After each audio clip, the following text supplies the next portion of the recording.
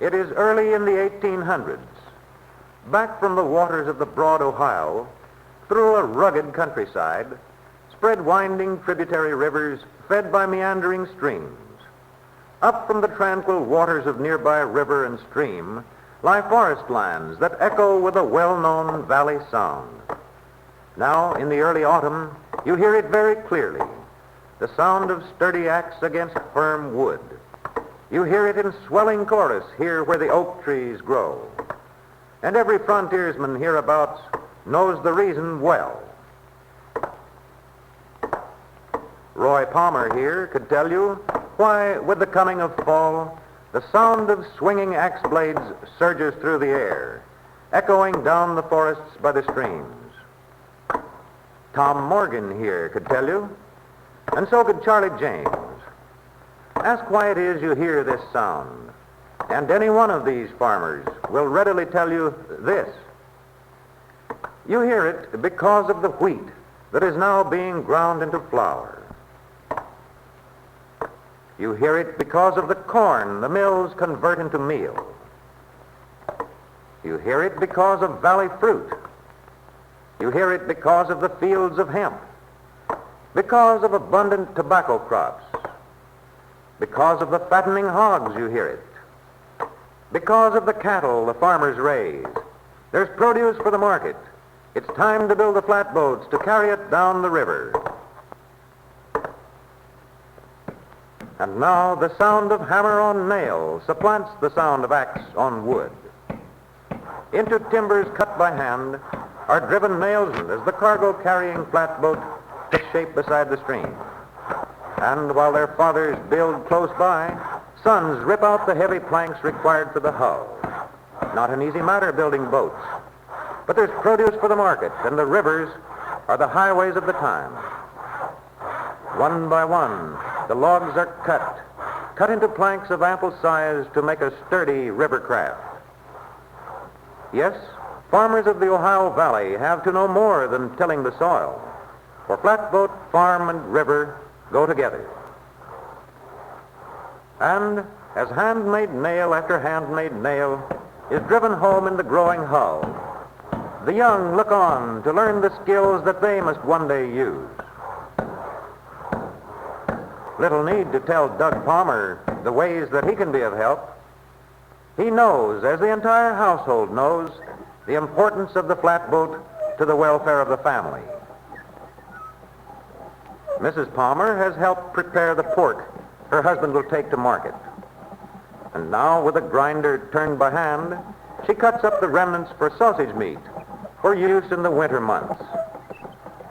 There will be ham and bacon, too, but most of it goes to market. For Alice Palmer at her churn, and for her brother Doug, the winter will mean additional tasks while their father is away. But duties of present and future are fully known and accepted by all those long familiar with the life of the frontier. You do what the job requires, whether it's caulking the seams of a flatboat with oakum, chisel, and wooden maul, or whether it's keeping house in a cabin made of logs. To young Catherine Morgan, it seems as natural to sweep puncheon floors in front of a trundle bed as it does to her mother to mend the shirts her husband will need on his flatboat trip down the river. On the frontier, there is work for all, and everyone takes it for granted. And now the passing days have brought the flatboat to completion. The building over, the time for loading arrives. Sacks of wheat and cornmeal, ground in local mills, form a major part of the cargo that goes aboard the boat.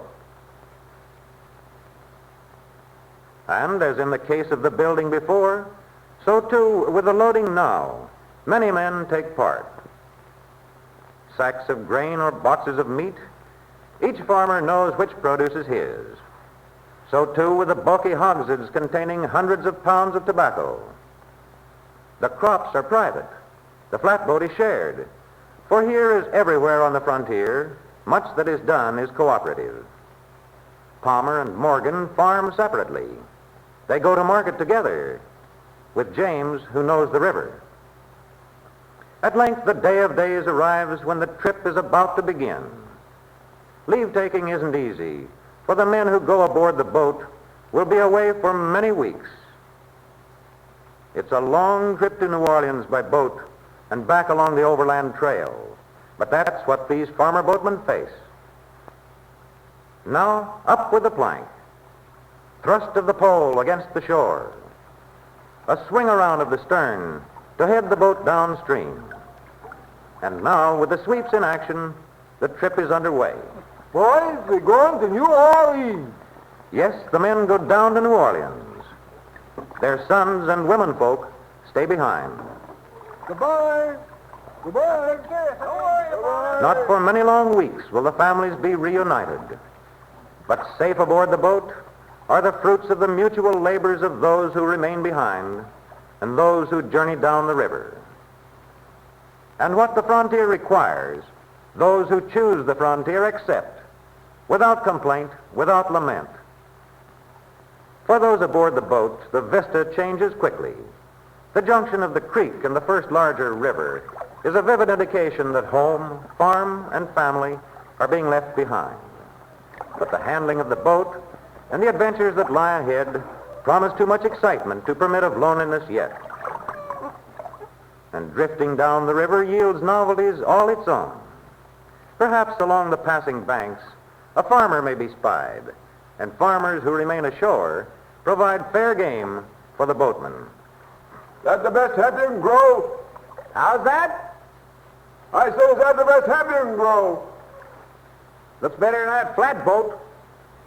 It's all right away where we come from. Where are you from? Brimstone. What's your captain's name? Whetstone. What you loaded with? Millstone. Ought to be around your necks. Be better farming land like that. Banter is always welcome to relieve the heavy monotony of traveling down the rivers. Often there is nothing to do but drift and watch the passing shore. But there are times in the course of the trip when junctions with larger rivers offer diversion and danger. Watch the sweeps, boys. Yes, there is need for caution when a junction presents the peril of conflicting river currents. But careful handling of the sweeps keeps the boat away from the bank and out where the going is safe. The journey is not unbroken, and frequently along the way, stops are made for the night at likely spots along the bank. And the feel of solid ground is always welcome. Ashore for a meal, a campfire, and sleep.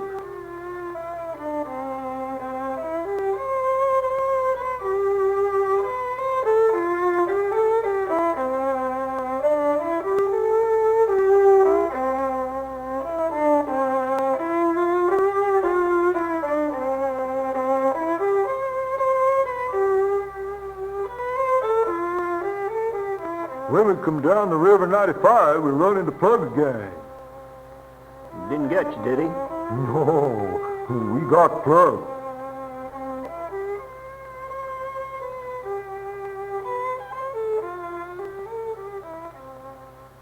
Another day, and again our boatmen proceed on their journey southward. Varied is the scenery that lies along the route. Here rocky palisades. Ahead of them falls in the river, rolling foothills, and at length the low and level shores of the Mississippi Delta. But before their destination is reached, there is arduous work for all, especially for James who mans the stern. The cargo that is stored aboard is precious. And whether at work with their sweeps or drifting along with the current, all are ever alert. Steadily they move southward, and one day the shores of the Ohio loom before the eyes of the crew. This is a welcome sight, for now the travel is swifter. But here as everywhere, snags are a constant danger. Yet the broader river allows more time for rest. At last, the Mississippi that will carry them down to New Orleans, a fit occasion for music.